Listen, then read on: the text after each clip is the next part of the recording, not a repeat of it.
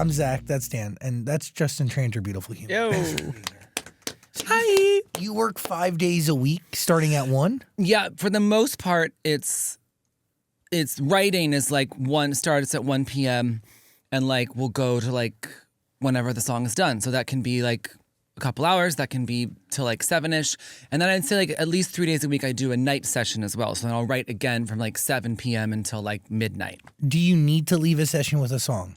I almost 99.9% of the time I leave every session with a song. That doesn't mean it's a good song, but but there's a song. How do you stagger or like book your double days? Like, will you have like, just give me an example of a double day. Who would be in the studio with you? So it's always going to be me, a producer, someone who knows how to work a computer, but also is a songwriter in the sense of like the chords, the instrumentation, the beat. So they're not really writing the lyric and melody for the most part, but they're still a co-writer. And then if the artist is a writer, then they will be my co-writer for the day. And if the artist is not a writer, then it'll just be another fellow songwriter. Or sometimes if the artist is a solid writer but wants to more just kind of tell their story and have everybody else sort of make the song around their story, then it'll be me, an artist, another writer, and a producer. But it's always like at least 3 people for my preferred process, because I do love someone else to write the lyric and melody with, just because writing to the wall can suck. You know what I mean? Like the wall can't tell you if your idea was good, you know? Do you remember the last time you wrote a song alone? Well, lyrically, I write songs alone quite frequently, because lyrics, I'm pretty confident in my lyrical ability. But melodically, the last time I wrote a song alone was probably 2012.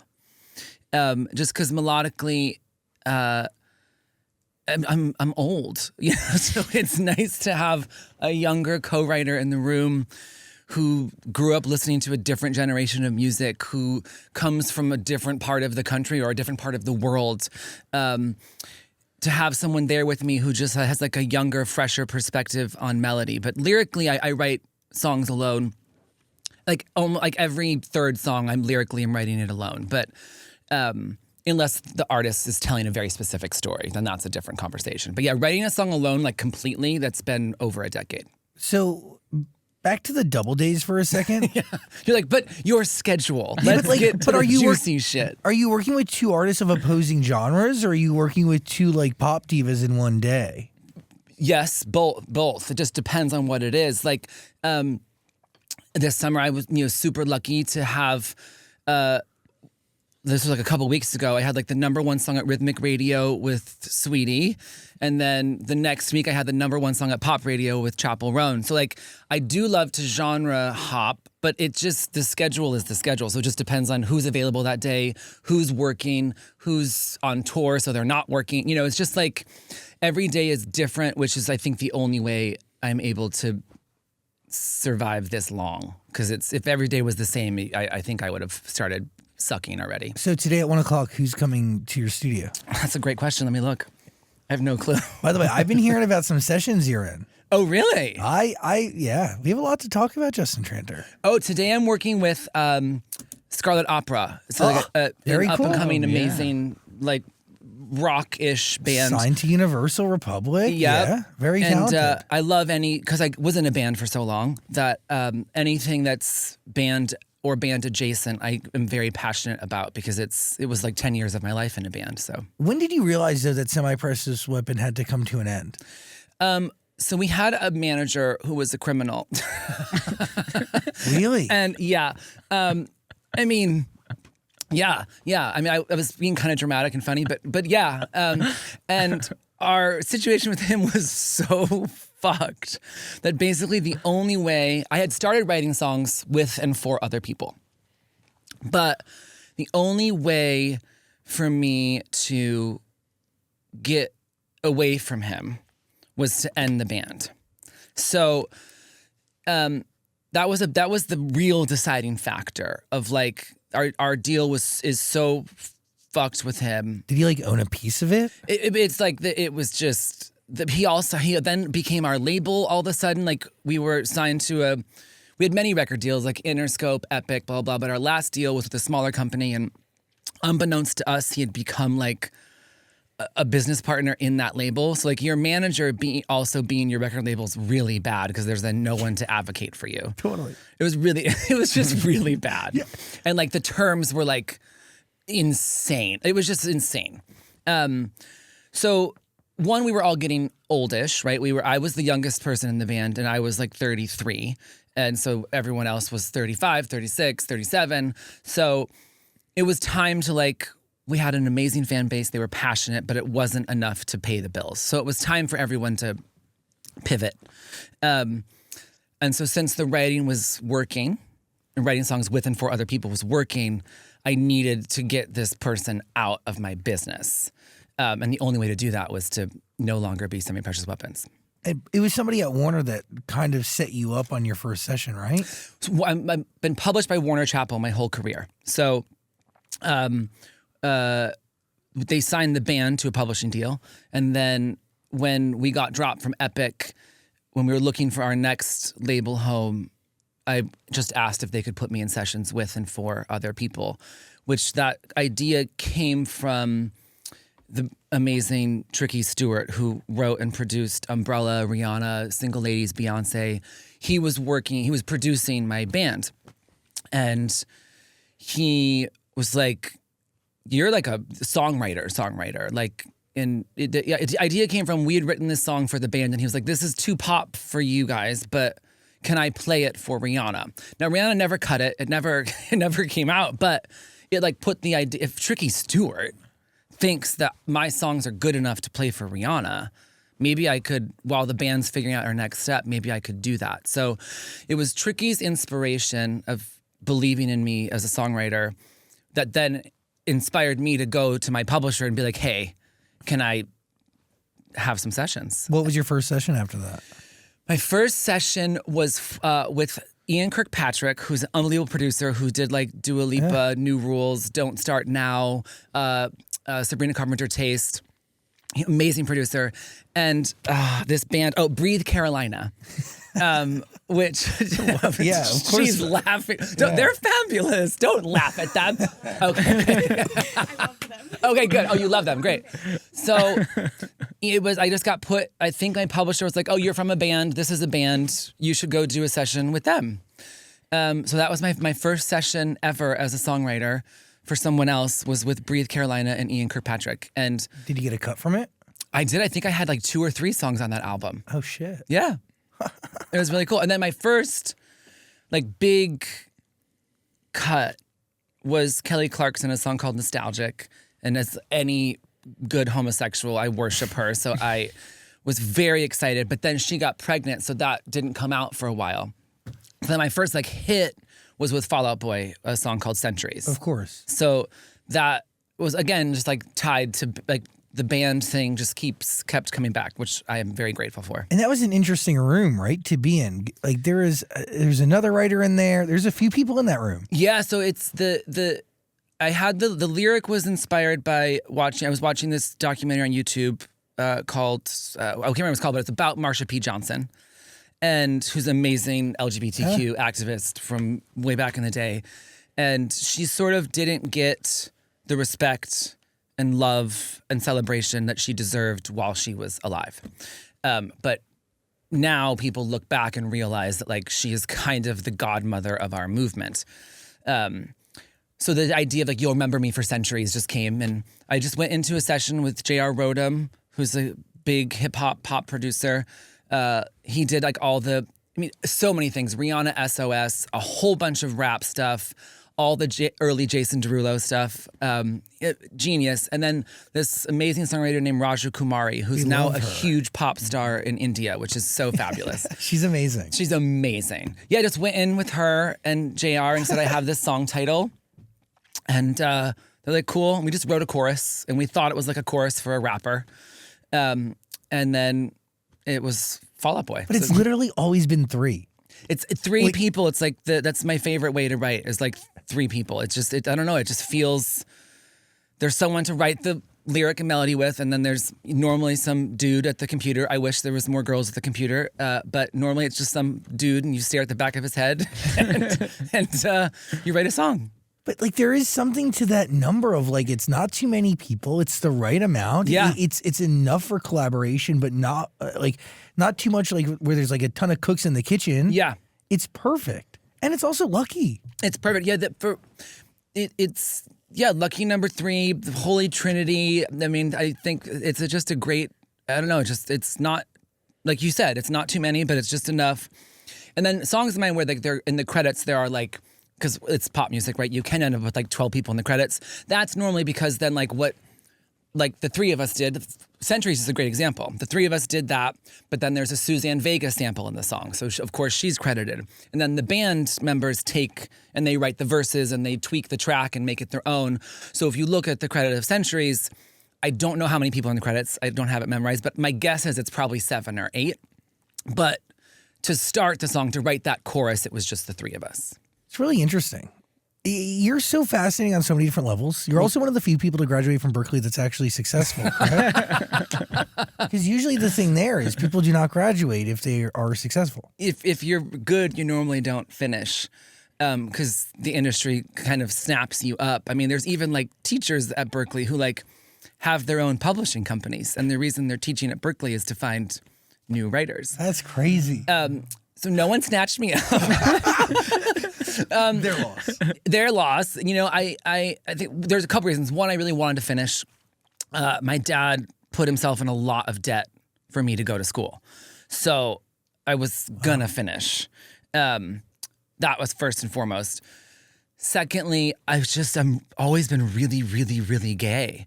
And I don't think anyone's gonna show up to Berkeley, especially, you know, I'm 44, so I was at Berkeley from 98 to 2002. I was in silver platforms and full makeup every day. In 1999, you're not going to walk in and be like, oh, that kid's a superstar or that kid's going to be a hit songwriter. You're like, that kid's might be fabulous, but probably not going to work in the normal mainstream major label system. So, but I'm really glad I graduated. I feel proud of myself. My degree is in songwriting, whatever the fuck that means.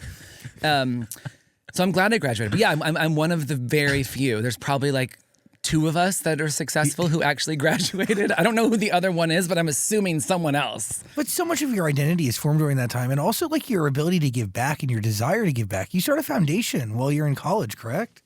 I did. So my first thing I ever did, like charity meets art, was in high school. I went to this amazing high school called the Chicago Academy for the Arts, which like saved my life. I came out of the closet in 1994, my freshman year of high school, at like a small public high school, like 40 miles outside of Chicago. And it was not good. Coming out of the closet at 14 years old in 94 was a crazy idea, but I did it anyway. And so my parents found this arts high school in the city.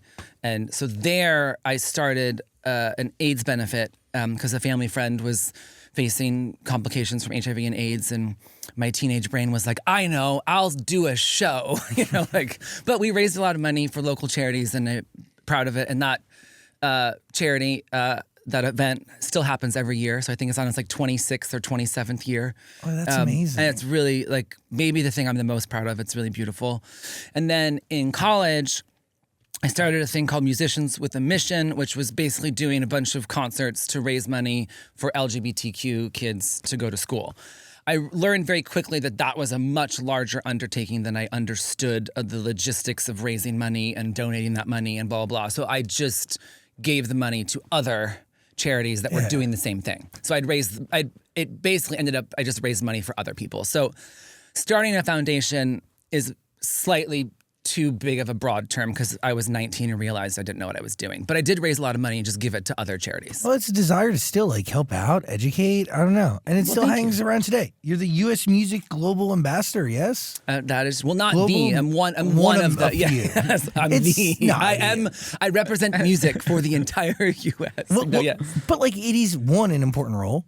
It's crazy. And two, like, I mean, you could talk for literally hours about all the different problems that face both musicians here in America and then all over the world, and then like also the value of our cultural export, and also like what AI means. Like, there's so many different layers to like what that job genuinely means in 2024 from where I'm sitting. But like, what does that job mean to you? So the U.S. Global Music Ambassador Program just got launched in June. So I'm still we're all new to it. It's inspired by the Jazz Ambassador Program from the 50s and 60s, which was people like Louis Armstrong, Sarah Vaughan, literal legends. And it was a way to bring American talent and American stories to other countries to try to find common ground and understanding, and sort of like very subtly promote peace and understanding through music and through this thing that everybody loves. The whole world loves American music. And so Secretary Blinken and everyone else in the State Department created this program with YouTube. And so I sort of had like my first mission last week, actually. And I went to the Clinton Global Initiative. And it was a part of a event panel-ish thing called Story Hour, Story something. Story Studio, there you go. And I just sort of like told like a 6-minute story about my journey through the music business and through being very queer. And then there was just a little talk back. And it was an amazing honor because the other people who were a part of this had faced way more adversity than I could ever fathom. And they were so inspiring, and it was so beautiful. And I got up and talked about being gay in pop music and felt like I am way out of my league, or not. They are out of my league. They are really amazing. But it was really just an honor to be on such a massive stage platform and sort of share my journey and how I do think that music can change culture. And that culture changes everything, including policy. So when you can see queer people living in their truth and succeeding and being happy, and you can love their music and hear their music, and you can and that changes culture slowly but surely. So, and then the next day I went to the Kennedy Center and spoke with Vivian, who's a genius. I don't know her title. I don't come from the corporate space, but she's very much in charge of like YouTube's music world. And her and I spoke about AI and my fears and and it was like a very like selected group of 100 people in DC, and my fears and my excitements and my concerns about AI. So it's being a U.S. Global Music Ambassador is just giving my time to tell my story and share my thoughts and my expertise. I hope that answered your question. Totally, but I'm learning. Thoughts and expertise that's like fueled by like a long-standing like belief and creation of art. But like you also put your money where your mouth is. Like you've stood up for things that matter to you for a very long time, and I don't know, like it's a job that is very should be taken seriously, because I do believe in the power of music as it relates to like merging cultures. Also, like today is Jimmy Carter's 100th birthday. He's easily the first president to use music to like motivate people to vote. He used rock and roll to bridge a divide and ultimately get into the White House. I mean, like like you understand the power of it because, I don't know, you live it, but also you've kind of preached it for a very long time. I just think your work is really cool. Well, thank you. It's very, very cool. It's very sweet. What's your thoughts on AI, though? Because you are endorsing this toolbox that YouTube gives access to. Not endorsing, but you're a part of it, correct? Yes, a sandbox. Sandbox, I'm sorry. Yes, when I was approached by YouTube, it's so funny to be like at Amazon and talking about YouTube all day. They're like, are you going to get fired for this? No. No. It's okay. So when I got approached, it was to just sort of look at it, I don't want to call it a session, because to me a session is writing a song, but like one creative session where I would sort of look at their tools and just give my thoughts and my feedback. And really, I just talked about all of my concerns. It's very clear when people are, okay, AI recreated Adele's voice. Adele should be able to say yes or no to this. That's all the internet's talking about. And to me, that's a really easy problem. She can say, I didn't sing that, fucking delete it. Just using Adele because, the queen of the world, right? But any artist whose voice is recreated by AI, they can just say, that's not me, delete it, or that is me, send me the check. Whatever, however they want to handle that moment, they can handle that moment. For me, songwriters, if you type in Adele and it creates a new song inspired by Adele, it's very easy to go, that's her voice or not her voice, and she approves it or doesn't. But are we thinking about Greg Kurstin, who co-wrote Hello? Are we thinking about Dan Wilson, who co-wrote Someone Like You? How are we going to approach that when new pieces of music are created? The songwriters need to be able to say yes or no. You can be inspired by my work. And for me, right? If whatever AI tool is inspired by my work, I'm actually okay with that. But you have to find a way to fucking pay me. So my life is amazing, right? As a songwriter, I got very lucky that the bulk of my hits happened when radio was still king, right? So I'm luckily having hits post-COVID, but pre-COVID, everything went to radio. That was how songs broke. You would just take those bitches right to radio. And that's where songwriters still get paid, is at radio.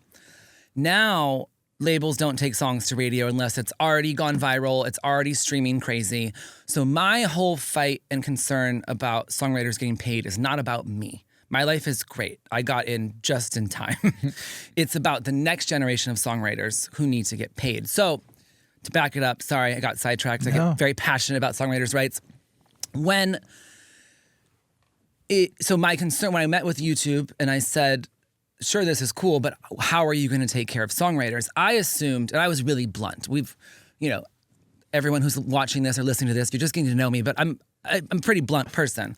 So I assumed they would never speak to me again. I assumed that Justin's going to shut this down. Justin's way too hard on us. No, you're exactly what they need. And instead they were like, we should do an official partnership. Like we want you to come in and not only educate us from a songwriter's perspective about creatively on these tools, but educate us from a songwriter's advocate perspective of how could we, because my big thing is if you can put more money in songwriters' pockets, especially this next generation of songwriters who did not have radio as king, if you can find a way to make them more money, we will all love you. Totally. Because they really aren't getting compensated right now. Oh, I have songwriters signed to my publishing company who have over, a couple billions of streams combined with their songs. And because those songs haven't gone to radio, they are driving Uber. They are doing OnlyFans. It's crazy.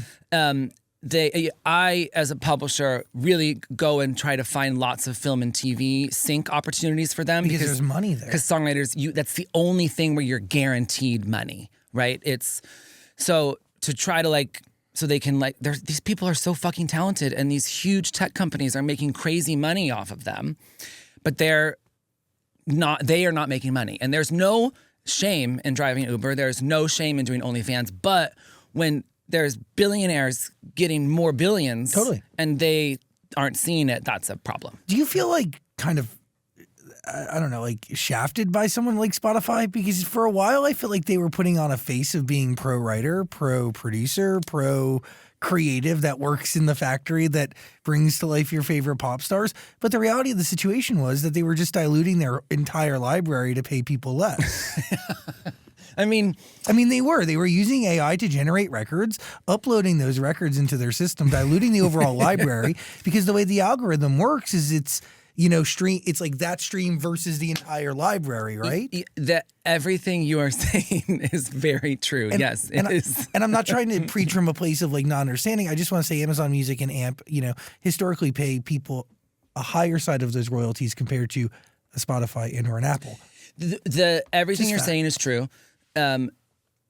There's still, and this problem is not just with Amazon, Spotify, Apple. It's not just with, it's also with the major label system, right? So major labels are making great money right now. it's not getting to us. It's not getting to the songwriters. So I can have an album cut on a massive album, but because it's not the single, which means it doesn't go to radio, it could be like the biggest album of the year, and I'm like only see like $6,000 from that song, in total. And again, I've had enough songs at radio. I'm fine. Now, if you are a songwriter who has not had a couple radio hits yet, and you get a cut on a record-breaking album, pre-streaming, that would be $700,000, and now it's $7,000. It's like it's really bad. It's really bad. So it's a big problem in the entire system. And yes, certain companies are more friendly to songwriters than others, but nobody's great. Nobody's great. And the truth is, what that's going to do is not incentivize people to get into music, and then you're not going to get the best of the best. People aren't even going to like take a crack at it. No, you're going to, right? They're either not going to try, or they're going to try for a year or two and then bail. And I was really lucky. I did have my first hit within a year of trying to write songs for other people. But you also dedicated a lot of time. Because of my band, yeah. I got better sessions quicker, because even though my band wasn't massive, a lot of songwriters, producers, and artists loved my band. You know, we would play shows in LA or New York, and there'd be it would be a who's who of like the music business, because it was anyway. So that I got my hit within a year, but there was 10 years in a band that the most of the world didn't know, but the industry knew. Yeah. So what's going to happen is people are, the most brilliant minds of our time are going to quit because they can't afford it. And that's crazy, especially when there are people in offices making an obscene amount of money off of our creativity. But what's going to ultimately happen is they're not going to have jobs because people are going to be discouraged. Because music is going to start to suck. Yeah. And then you have no cultural export. And then, like, you think other countries aren't looking at that as an advantage? Like, every country of relevance and wants to, like, I don't know, have a hand in Western society and the way culture moves on a global scale is getting into music. Right. I mean, Japan is about to invest crazy amounts of money into it. Yeah. No, it's music. It's so fucking cheesy, but it's the universal language. It's such a cheesy thing to say, but it's so true. Music speaks to everyone, no matter what your first language is. Music, it's the only art form that is everywhere. You go to the grocery store, it's there. You get in a car, it's there. You watch a movie, it's there. It's there. It's, you don't listen to the radio and accidentally see a TV show. No, it's your music is everywhere. So it is the most powerful art form, and I think that's just a fact. Can I ask, why do you think Dan Niger brought you into the room? Because you have 2 songs at Chappell, right? Yeah. But, like, they had been working together, and there was something that clearly they needed, and they were like, you could fill it. What is it? Why you? I mean, I don't know exactly why me, but I am so grateful.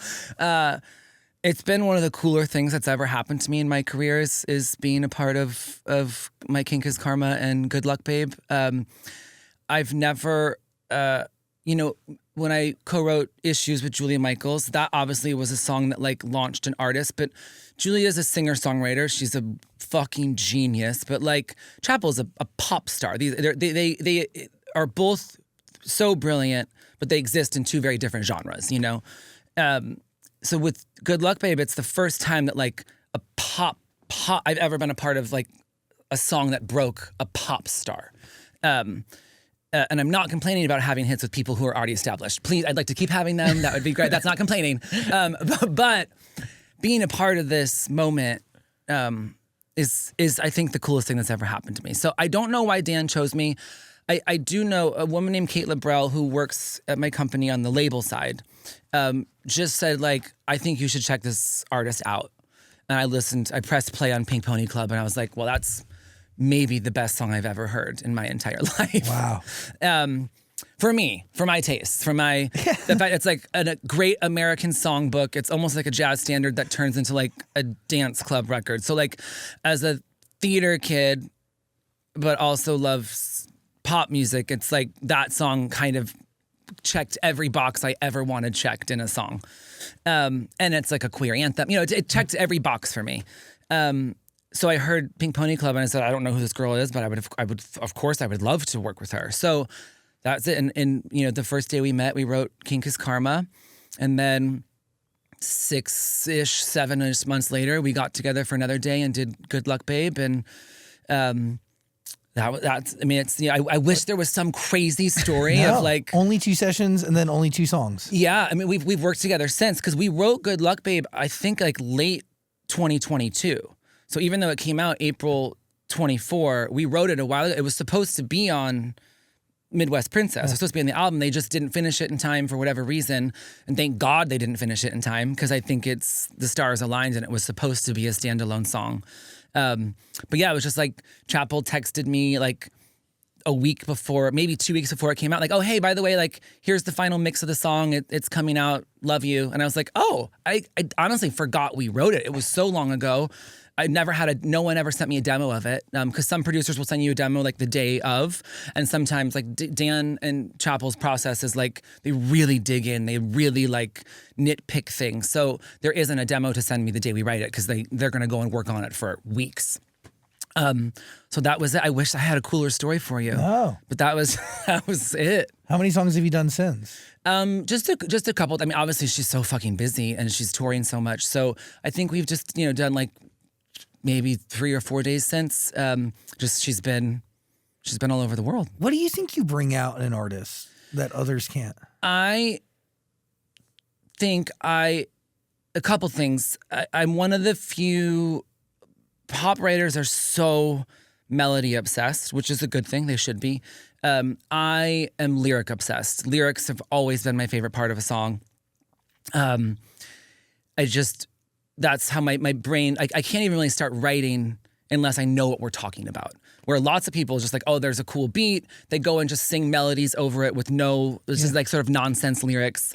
I can't do that. I need to know what we're talking about. So I think being a lyric first person in pop music definitely sets me apart. Obviously, genres like folk and certain parts of alternative music, it's lyric first, but normally pop is melody first. For me, I'm lyric first.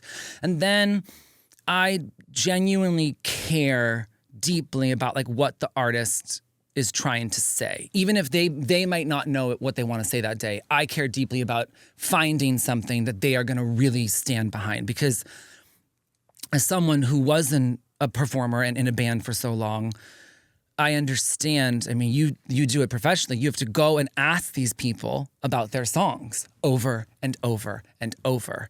And so they're with people like you having to talk about these songs.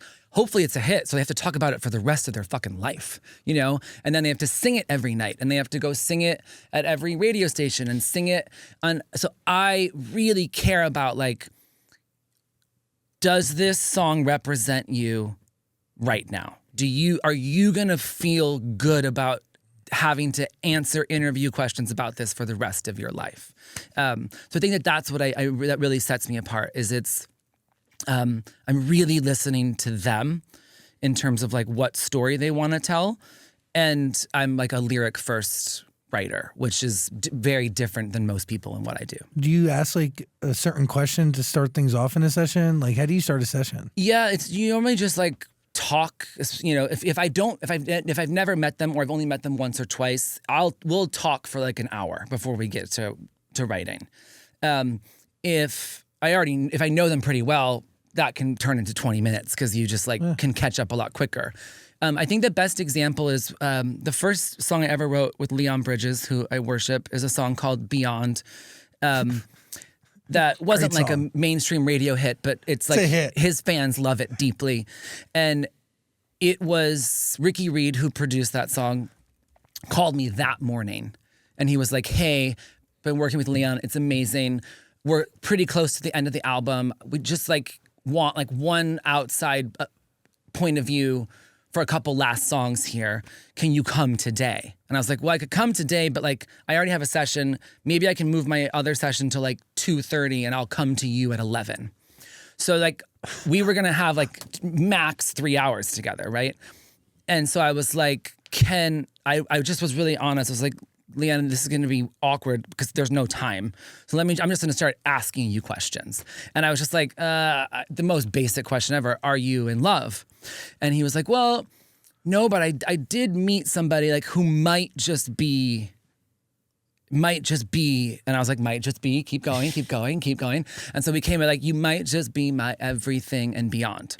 So that turned into the song. So that's like the best example because it had to go so quick. Normally I do it pretty subtly. You talk about yourself a little bit and you share what you're going through so then they feel comfortable to share. But that's the best example because there was no time for niceties. It was just like, let's cut to the chase. How do you know when a song is done? I mean, the simplest version of that, because I don't produce in the new school sense of having to get into the nitty gritty of like the details of the sonics, that I think is a much harder question to know when it's done. Like, when have you fucking EQ'd everything within an inch of its life?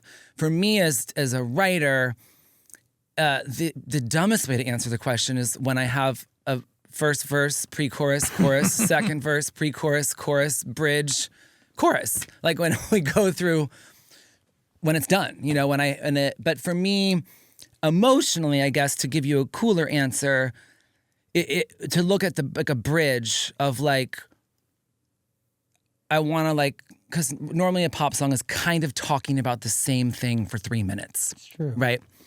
Very different, like theater music. It's like at the start of that song, at the end of it, you've covered 6 different topics or 6 different emotions or whatever. But I like to look at the bridge of like, okay, what's the other side of this story? Like or like how can we cut even deeper?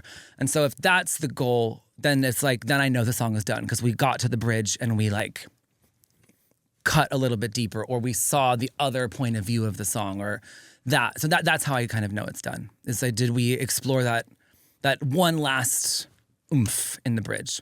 Do you feel like you're a collection of all the sessions you've done? Say that again? Do you feel like you're a collection of all the sessions you've done? I have never been asked that question. That's why I was like, wait, what the fuck did you just say?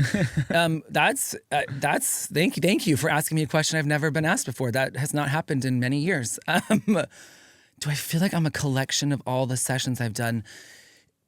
I feel like I get better all the time. So in a way, yes. There was like, because I didn't work for the first year of COVID. I like the only thing that can stop my workaholism is being a good citizen. So I actually didn't work, and coming back that year, right after vaccines, I was bad. Like there weren't hits for a minute because like I wasn't writing good songs. I just got out of the practice. For me, it's a muscle. For some people, it's like they need to take a year off. I learned quickly that my songs were fucking bad. There's some stinkers. If you go and look at it's hard to know when I wrote the songs because sometimes songs don't come out for like 3 years or whatever. But there's some clunkers in there, and it was the first time of like, oh fuck, one, I need to write a lot. That's my process, is writing a lot.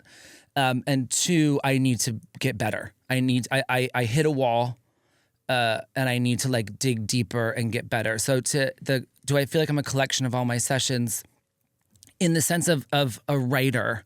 Yes.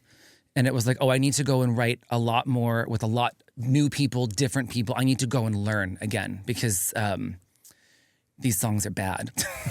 And you have to learn from every session. You learn something.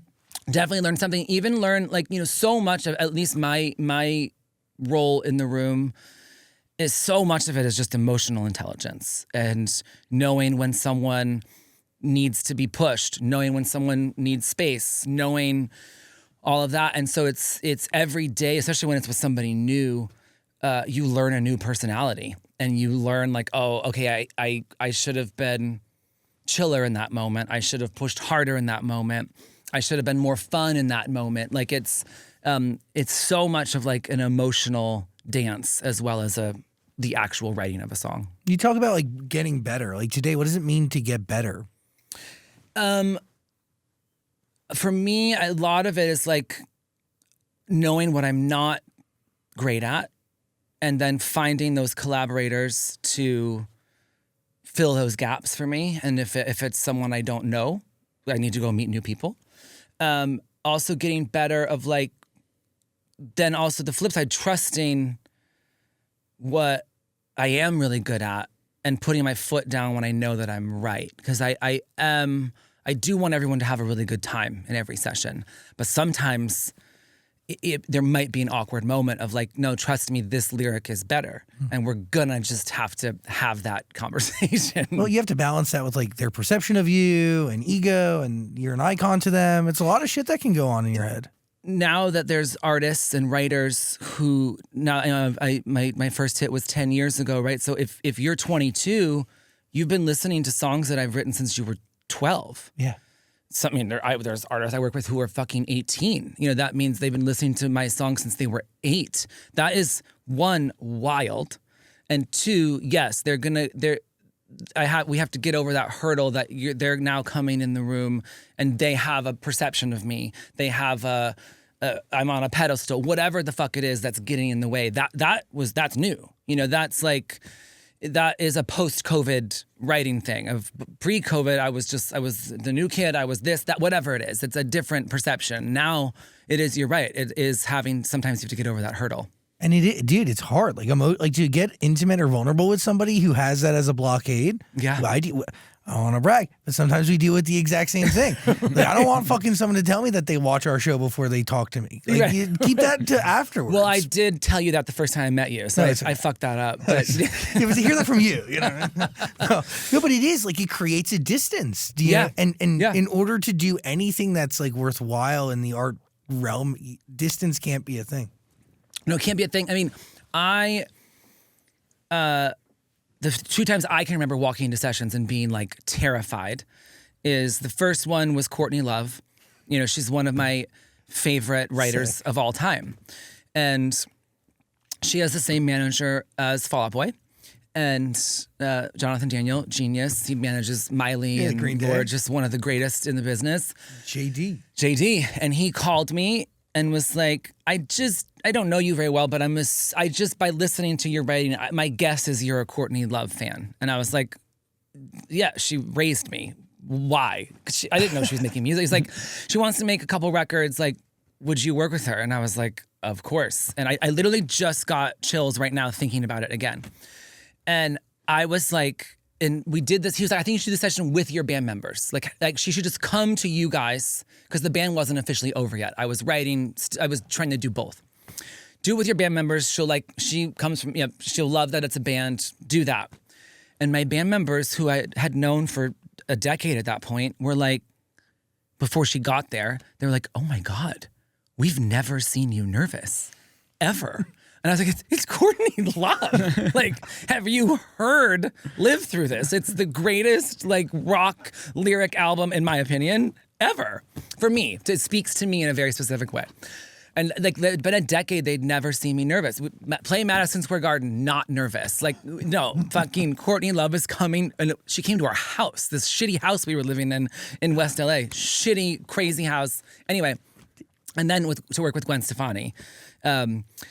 So nervous, so overwhelmed in a great way. So it took me like a couple days to actually write a good song with them because Really?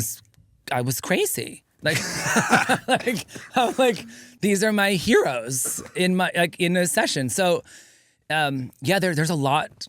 It's just another example. There's a lot to get through of like how to get to a great song. Everyone has to get over their bullshit. And that bullshit might be like, you are my hero.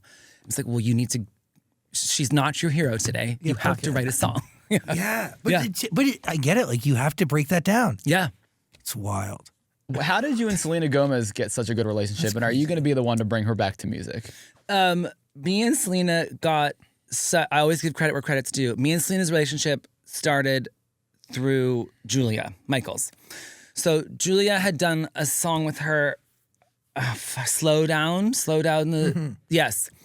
And so they knew each other a little bit. And then me and Julia wrote Good For You and sent it over to Selena's team.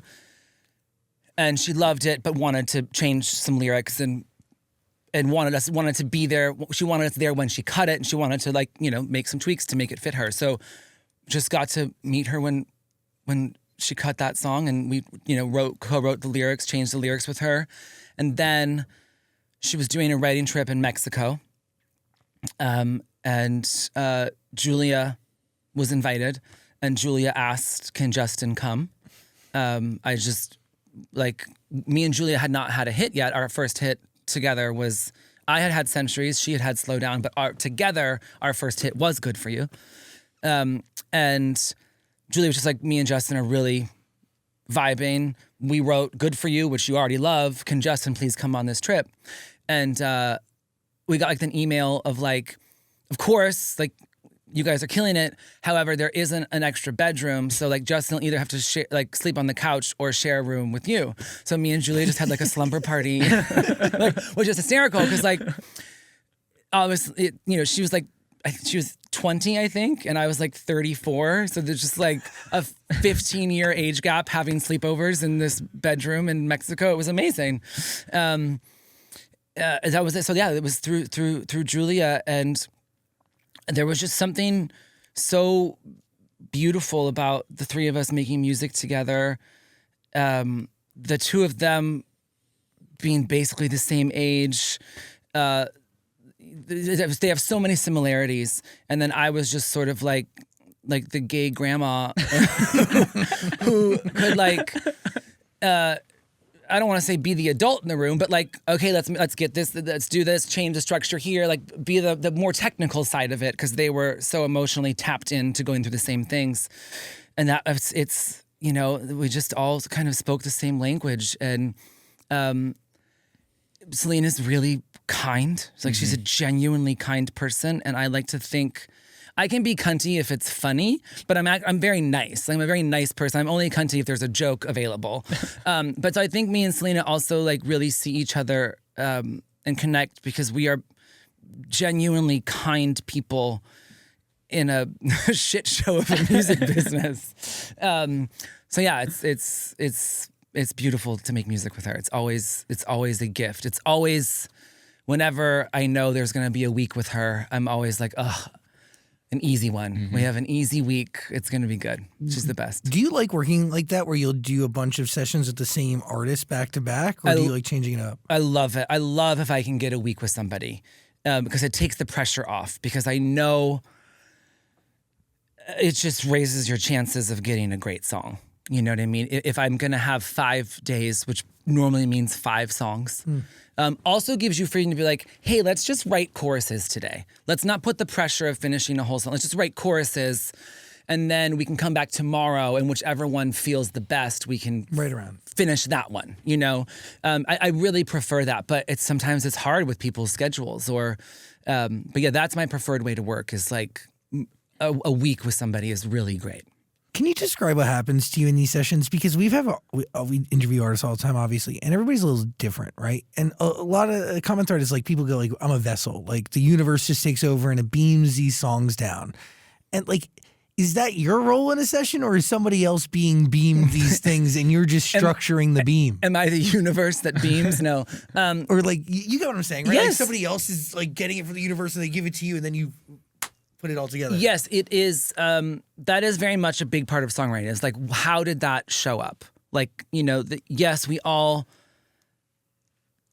especially if you want to have hits for a long time, you really have to learn the craft deeply. You have to learn what certain melodic math tricks work, what rhyme schemes can help speed up the emotion and build tension. You do have to learn all of those things, especially if you want longevity. But there does need to be that sort of magical spark that just starts us on the path of, okay, this is actually a song good enough to finish. And it's different every day. Sometimes I am lucky enough to be the one with the spark, and sometimes I am more than honored to be the one that just gets to organize the spark. I take pride in both of those opportunities. It's and I find a lot, not always, but a lot with younger writers, whether they're the artist or not, but younger writers, because in the session, we're all co-writers, right? If you're in the room, we're writing. So whether they're a pop star or a behind the scenes writer, whoever my co-writer, but younger writers, I think because when you're young, your emotions are so raw, and like when you just fall in love, you think no one else has ever loved like this. And when you get your heart broken, you think no one else has ever had their heart broken like this. Which is, by the way, I'm not talking shit. We love that. That is, we need that. Give me all of that. Else the song is going to suck. With younger writers, they need to sort of they have to be the channel. If the spark isn't from them, they'll feel lost. And what are we talking about? And why are we talking about it? Interesting. And so it's, as you know, when I started doing this, is that 33ish, and in the music, that's not old at all, but in the music business, that's older. And now I'm 44. So it's like when there's a really raw, and I don't mean raw in terms of talent, I mean emotionally raw writer and or artist in the room, I want them. Please be the spark. Please be the channel, and I will help organize all of these amazing thoughts and feelings and melodies. Well, they learn the most from that, and they walk away with the better product. It's more true to them. It's better for all of us. Totally. It's like, especially if they're the one who has to go and sing it. You have a very unique, like, egoless job, like, because ultimately, like, whether it starts with you or doesn't, like, you have an obligation to see this through and make it the best it possibly can. Yeah. For the sake of everyone, right? But, like, ultimately, you don't live or die by this thing. Like, it's not your voice. It's not your name. Like, you could fade to the back real easy. Yeah. Many songwriters, like, fade even farther. The only reason I do interviews and stuff is because I want to be, the more public I am, the more I can advocate for songwriters, the more I can raise money for LGBTQ causes. So, like, if I wasn't trying to make the world a slightly better place, I would not be here today. But because as just a songwriter, I should go away. I should hide. Well, yeah, you're rich. You don't need to do shit. Well, no, it's not even about that. It's about, Max Martin does not do interviews because he wants the artists, they need to go and they need to tell their story. It needs to be about them. And I love that and respect that. I don't want to be like famous. That sounds terrible. But I do want to have some sort of platform so that I can advocate for songwriters and for queer people. Because both groups need a voice, desperately need a voice. Right. By the way, Max Martin's also one of the coolest human beings on the face of the earth. Oh, he's like the sweetest man ever. And like, it's so smart. It's crippling. Just get the fuck out of here. Like, stop being so smart. You're embarrassing all of us. Go away. How do you balance this idea of like knowing everything that you know, this ability to craft a great song, but also needing to stay, like, I say this like about DJs, right? Like Tiesto, no offense, Tiesto, like he's really old. Like he just is. Yeah. But like he's amazing because for his entire life, he stayed 1.5 foot ahead of culture. Mm-hmm.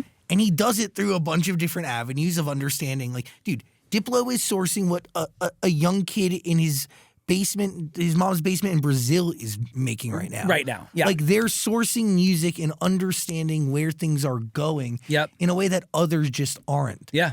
Is the same true in your field? Yes, in trying in a different way, but the same. The heart of it is true of like trying to find. If you look at Max's list of collaborators, you will always see every 5-ish, 7-ish, whatever years, all of a sudden like a new main co-producer starts showing up. That's true. And it's like the stable of the three of that, you know what I mean? Yeah. And Ilya and Savin, and like he has the poles. Yeah, but there was many different eras of that, right? Totally. There was the first era, then there was the Luke era, then now there's the Ilya, then there was the Savin era, then there was the Ilya and Savin era. Now there's the Oscar era with Blinding Light. It's like, sure. And he still, of course, is still working with Ilya. I mean, who wouldn't? Ilya's the best, but like, you need to like find new co-writers, new co-producers to stay fresh, to stay excited. It's like to learn. Like if you don't, but you teach each other. Completely you teach. It's like they have Like it's like me talking about young writers, young artists who are so emotionally raw. We need that. Like, you know, there's Good Luck Babe is a song that I can very much relate to deeply. But I'm thinking back to my teens and my 20s when I was falling in love with people who weren't ready to accept who they were. That is not my life anymore. That is so. Without Chappell writing that song in that moment that she was feeling those feelings very deeply, very raw, I'm very honored that I got to co-write that with her because I can relate. I'm one of the few pop songwriters who has lived that many times because there aren't many queer pop songwriters, right? So, but Chappell was living it. Mine were memories, you know, and so it's working with those young people that are brilliant and raw and real. That is always going to keep you fresh. And it's that combination of those experiences that give you this very nostalgic yet present record that is just really exceptional. Thank you. Well, that's really I think cool. it's my favorite song of my career. So whenever people compliment it, I receive it. Normally, oh, thanks, yeah, sure, thanks, yeah, whatever. Like with that one, I receive all the compliments deeply because I think I'm more proud of that song than anything, just because of what it represents, and I think it's really special. Really? Yeah. I mean, it's the most lesbian song in radio history. Like, of course I'm proud of that. That's like I did it. Like, my work here is done. You know, it's makes me very proud. And it's also like pop geek in me, like melodically, it like hits all the points and the verse is here. If you're listening, my hand is low. The pre-chorus is in the middle. The chorus is really fucking high. Like it does like all the classic songbook things that make me geek out. How do you approach a session with Justin Bieber writing Sorry? Because like in that moment, the whole world's watching him, looking at his every move. Yeah. So it's not like a Chappell where it's like someone an unknown artist back then. You know you're going into this and everyone's watching what he's going to do next. Yeah, so that is actually a really easy way to answer it. He wasn't there. Oh, okay. So me and Julia Michaels just got sent in, and there was some tracks that Blood Pop and or Skrillex had played for him that he like had earmarked of I like this one, I like this one, I like this one. And me and Julia, when we heard the track for Sorry, which is the track that we wrote to, is obviously much different than the track that you know. But it was, the chords were really beautiful. But it still had like, it was still an up tempo, it was still exciting, but the chords were really, really emotional. And we just sort of wrote a song about like what we wish all of our exes would say to us. You know, like we wrote our dream apology. And also I was quite aware of the idea of like in that moment when the press was being shitty to him, that Justin Bieber, Sorry. Yeah. I was very aware that would be a quite impactful single cover. And he was just doing teenage shit, but he's famous, so it's in front of the world. So did he have to apologize? Really, that's not for me to say, but I knew that would be impactful. And I knew that to make it a great song, though, you can't apologize to the world. That's not relatable. That's like 0.0001% of people know what it's like to be famous. So wanted to make it a real song about apologizing to an ex. But definitely was looking at both sides of that situation. Of this, knowing the single cover would be impactful with that song title. So you think about those things as well when you're writing? Yeah, I mean, it's not always, but in that situation, definitely thinking about it, or even just on like a much less dramatic thing of like, ooh, would this weird song title? If you see whatever pop somebody star, said it on the radio. Yeah, if you see Dua Lipa and some crazy song title, if that's on New Music Friday, you're probably gonna click play. Totally. That's a more like fun version of it. But with Sorry, it was definitely was thinking that far ahead of like that title people are gonna press play because they want to. Is he apologizing for whatever, or is it a relationship? What is it? So, but then really, if the song that's just a way to get people to press play. Or I guess that was iTunes era, to hit download. You know, that was. It was literally iTunes into streaming. Like, it was very much like 2015, right? 2014? 2015, yeah. Yeah, because he would come on our show and we give him his. Ironically, Justin Bieber up until that moment had not had a number one on radio. What Do You Mean would be his first number one on the radio, and we gave him that. Wow. Remember that? Mm-hmm. That's fucking crazy. Yeah, he came in live and we did a whole thing. And we played soccer in our parking lot. We love him. I mean, one of the best pop stars of all time. Yeah, he made you a lot of money, eh? Sorry, he's a big one. Fucking, that's crazy. Yeah. You know, it's really funny that, you know, because the production of Sorry is so specific, it's that tropical house, that like it doesn't, of course it made lots of money, and I'm very grateful. My parents are grateful. We're all grateful. But it's funny, like I've learned now with years of like songs with very time-full production, not timeless production, don't really get a lot of film and TV syncs. So songs like my song Imagine Dragons Believer or Cake by the Ocean, those songs have made way more money because you have radio, you have downloads, you have streaming, but the film and TV syncs on Imagine Dragons Believer through the roof and Cake by the Ocean are astonishing. So when I sold my catalog, and like the company I sold to does the assessment, they assume just because Sorry culturally is just like this it's like I know it takes up, it's like this big elephant. It takes up so much space. But then when you do the assessment and you're like, oh, these other that were hits, Believer and Cake by the Ocean are hits, but unless you wrote them, you wouldn't really understand how many times they've been used in commercials and movie trailers, and it's really shocking. And you think really it's purely because of the production? It's the production. But what is the difference between timeless and time full, right? Is so, because tropical was a fad? Yeah, because if you press play on a tropical house song, you know that is 2014, 2015. So to put it in a movie, you can't. It's immediately going to take people back to there. Also, lyrically, Sorry is very much a song that is clearly about apologizing to an ex. Imagine Dragons Believer and Cake by the Ocean, even though I co-wrote both of those songs, I'm still not exactly sure what they're about. No, they're universal. It's so true.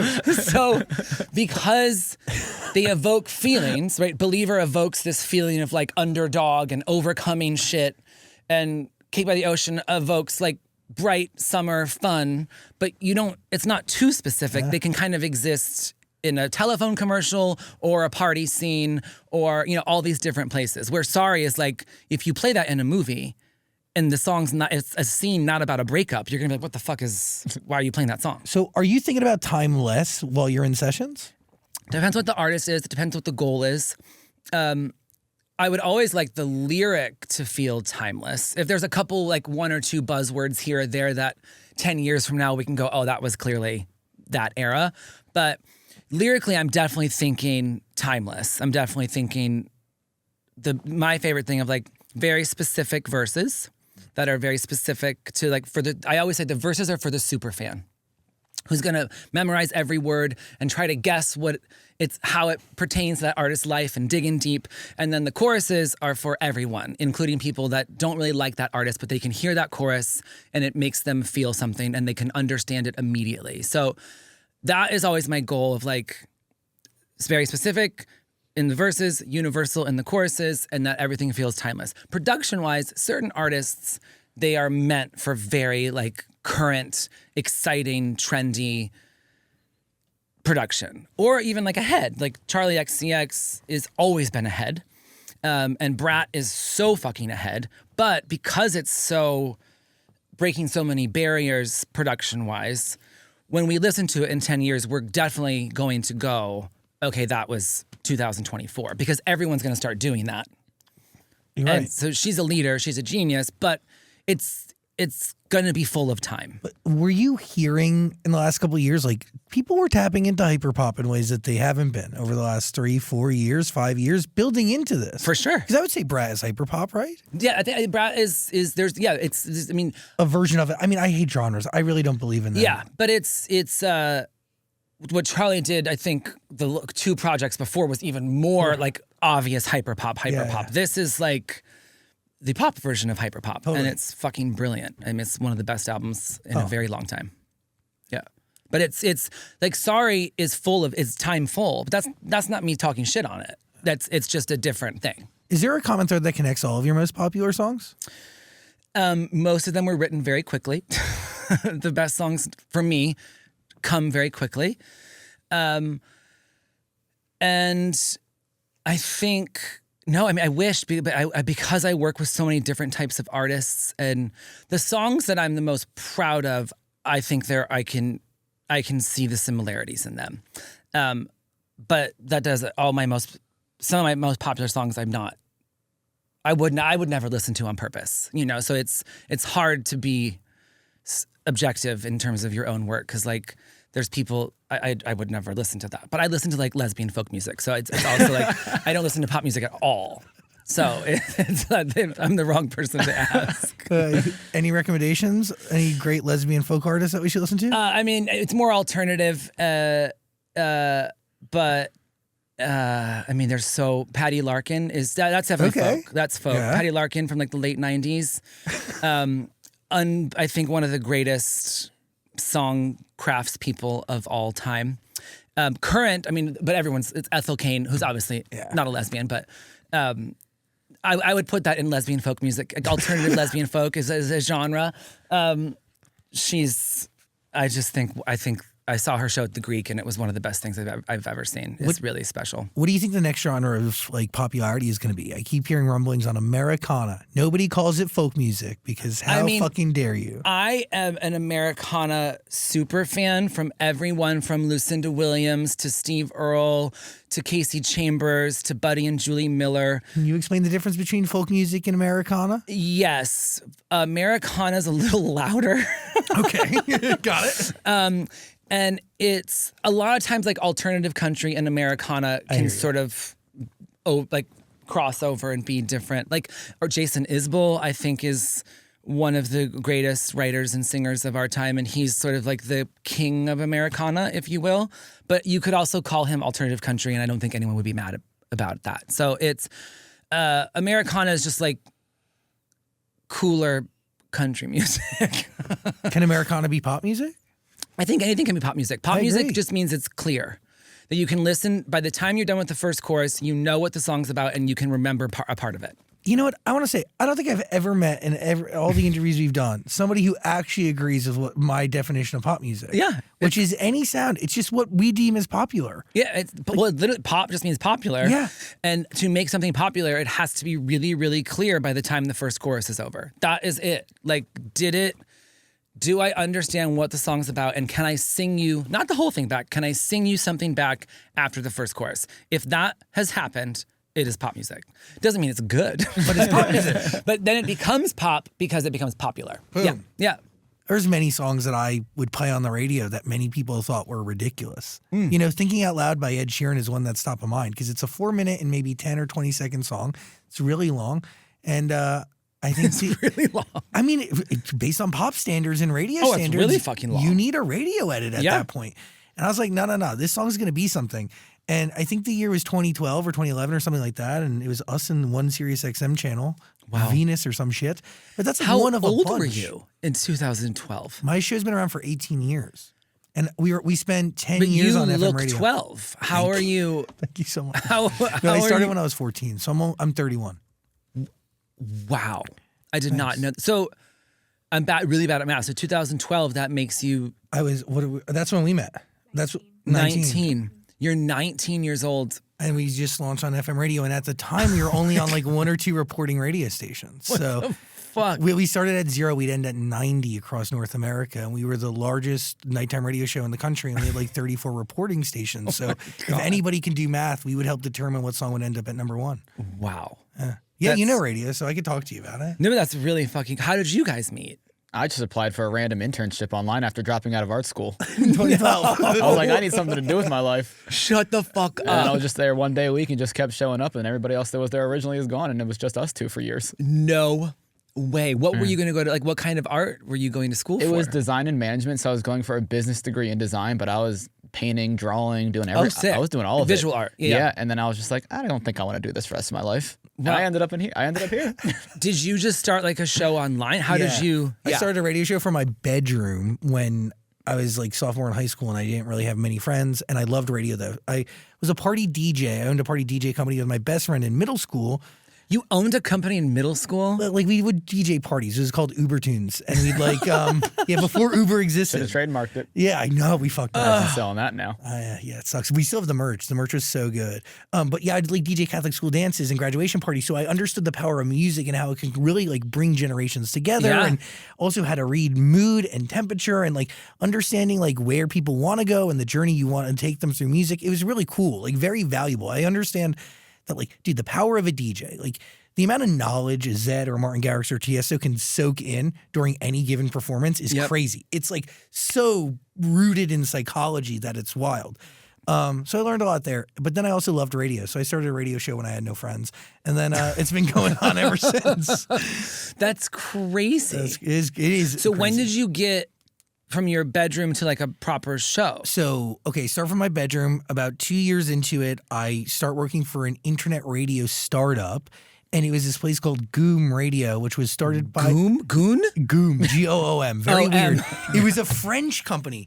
You know radio, so NRJ in France? Of course, yeah. The guys who started that would create this online radio company that was like Sirius XM, and it launched here, and it was with these people from iHeartRadio, Clear Channel at the time, and I did that for 3 years, 2.5 years, and it was good. I ran their teen radio station and then had a show, had a real studio, and it was big. It was like ending up being like the second largest teen radio station next to Radio Disney. Wow. And then I worked for Nickelodeon, and then we met 3 years after that. And then we've been here ever since. So crazy. Yeah, long time. The Radio Disney edits were always really funny. When in my first couple years of hits, you always had to do a Radio Disney edit.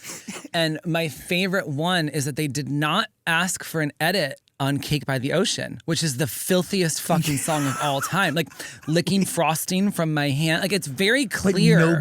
It's clear, but nobody knows. I was like, it's literally about cum. Like but you don't want an edit? Like, okay. So where are you at when you're writing that? Are you in that headspace? That was one of the most fun sessions of my life. Like, so I'd spent a couple days with Joe already writing, and he knew he wanted to start a band. So he knew he wanted a band sound, but we hadn't found it yet. And I just, after hanging out with him for a couple days, was like, I need to get him to he's a very multifaceted human, as everybody is, but I need to get him to his truth. It was our last day. And I was like, he's just endlessly showing me the most ridiculous memes I've ever seen, and he's really hot. So let's just write a really funny sex song, and let's like not take ourselves seriously, and let's just like be goofy and sexy, and that's it. And so it was just like having so much fun, like so much fun. What starts it all? Is it the bass line? Is it a lyric? It was the lyric, and then the riff, the main riff that down down down down down. Yeah. And it was just like the producers, Matt, Man, and Robin. There was another writer in the first couple of days, and the other writer and Joe just like were not clicking.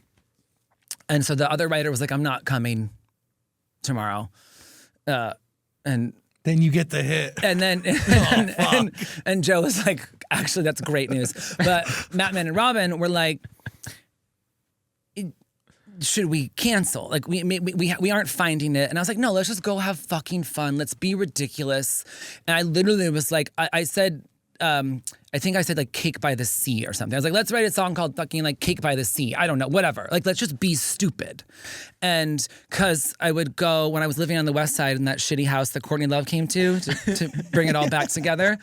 I would like go to, Shutters, which is a hotel, and it's like drink, and they like would literally eat cake. So like me and Matt, Man, and Robin were sitting at Shutters eating cake by the ocean, and like, let's just be fucking stupid tomorrow and have fun. And it was like, it still might be the most fun session I've ever had to this day, because it was so absurd, and we were like, we know this is very good, but there's no label in the world that's going to be like, and the first single is that Cake by the Ocean song. That song is so good. I was listening to it this morning. Like, it just gets better and better every year. Thank you very much. That song has gotten me like so many more sessions and jobs, like film and TV jobs, than any other song. Like the love that people have for that goofy fucking incredible. song.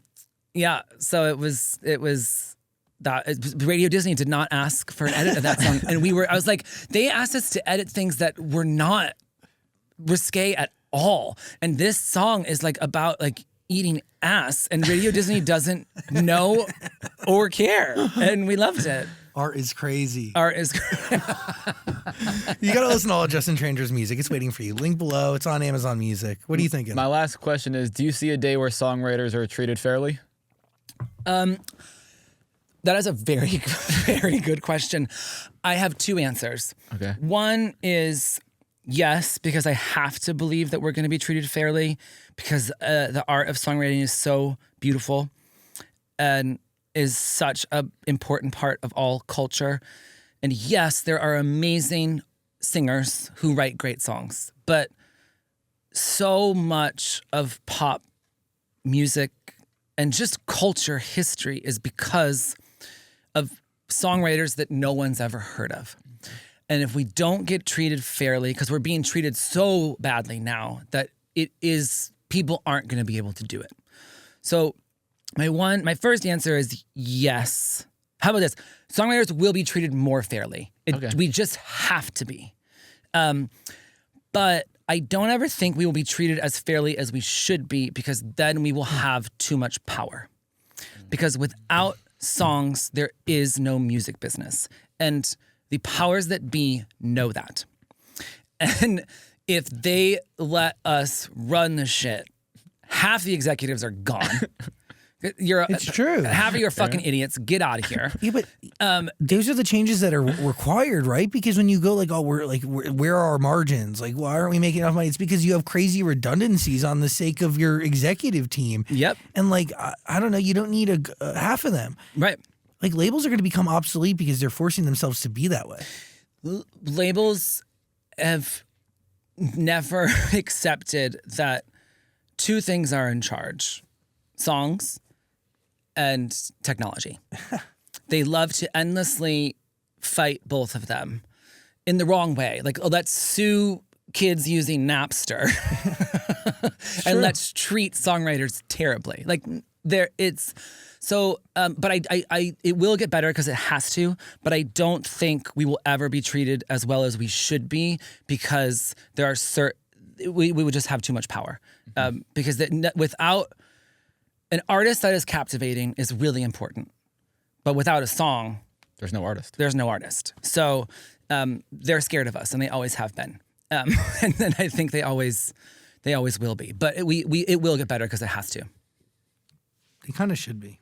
Yeah, it really should be. Also, writers should get written if like a lyric inspires merch. There's a lot of things that don't happen. Oh, I could not believe with my first hit, Centuries. You'll remember me for centuries. Oh, the merch. And when I wrote that lyric, I co-wrote the chorus with two brilliant people, but that main lyric was me alone in my bedroom.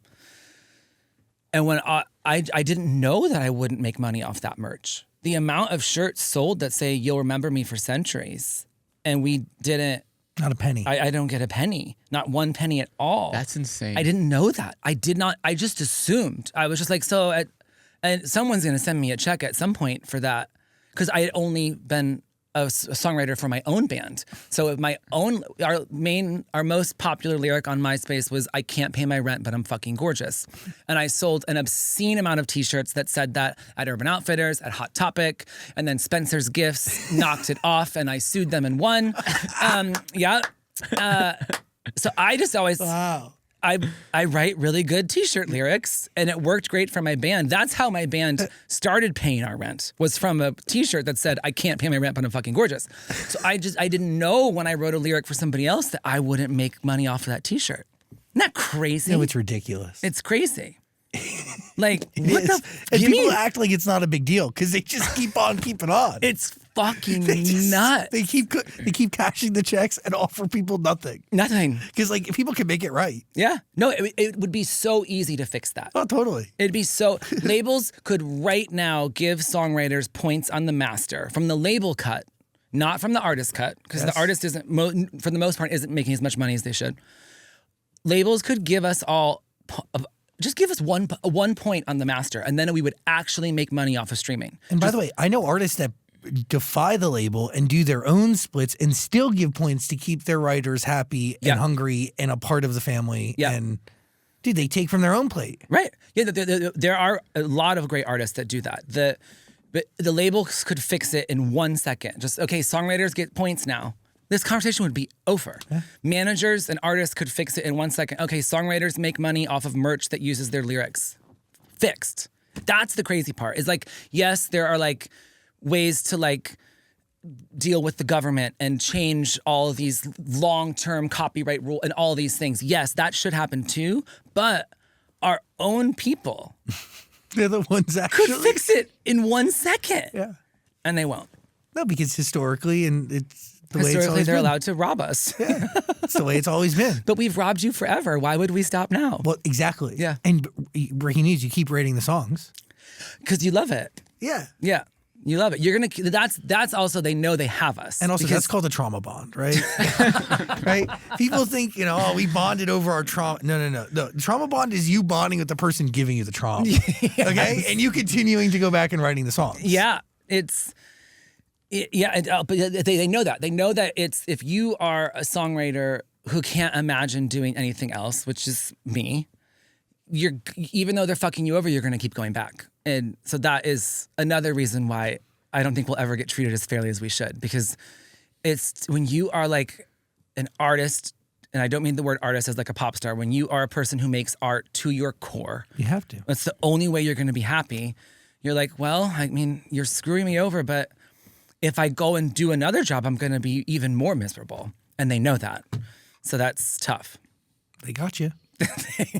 Wow, I didn't know I was going to leave this interview so depressed. No, last question. What was the first song you were proud of that you wrote? For somebody else. The first song that Or for you. Or for me. Oh, that I ever wrote in my life that I was really proud of. I will say it's the song I just mentioned, which was from my band, Semi Precious Weapons, which is called, it's like the self-titled song, not the self-titled. So it's Semi Precious Weapons, and the song is called Semi Precious Weapons. But everyone knows it as like the fucking gorgeous song. That song, I remember it was the first time I wrote something, and you get like an undescribable like vibration when you know something is great. And while I was writing that song with my band members, all of us together, I just was like, oh, something has just happened. Like there is something great here, and it's an undescribable feeling. I'm sure you when you do an interview and you're like, okay, that one, there's like a vibration to you know that you just did something great. Do you still get that feeling today? Same feeling. I still get that feeling. Like I get it like hopefully like once a month. Doesn't mean the song's gonna come out. Doesn't mean it's a hit. But you get this like this otherworldly feeling of like something great has just happened. And that was the first time I can remember getting that feeling. And it was one of the first songs I ever co-wrote. I normally just wrote alone at the piano. And there's something about collaboration that for me makes my songs better. Some people write great songs alone. How Calvin Harris wrote We Found Love alone, I will never know, because that's one of my favorite songs of all time, and he should be ashamed of himself for making all of us look bad. But I can't do that. I don't write great songs alone. So it was like early in me collaborating, because I had just started my band, and I knew it was great. And that feeling is like, it's the best. When people say, do you miss performing? The answer is no, because I get the same high, that indescribable feeling I keep saying, that is the same high of a great show. It's the same feeling. So I get that. I just don't have to tour to get it, which is much better. Hopefully you get that feeling today. You have a session you got to get to, so get out of here. Thank you so much. Justin Tranter's music, waiting for you on Amazon Music, the entire catalog. Link below. Thanks for being here and giving us your time. Thank you for having me. No, you're an icon, and that's the only way to describe it. So same. Just real recognizes real. Justin Tranter, everybody.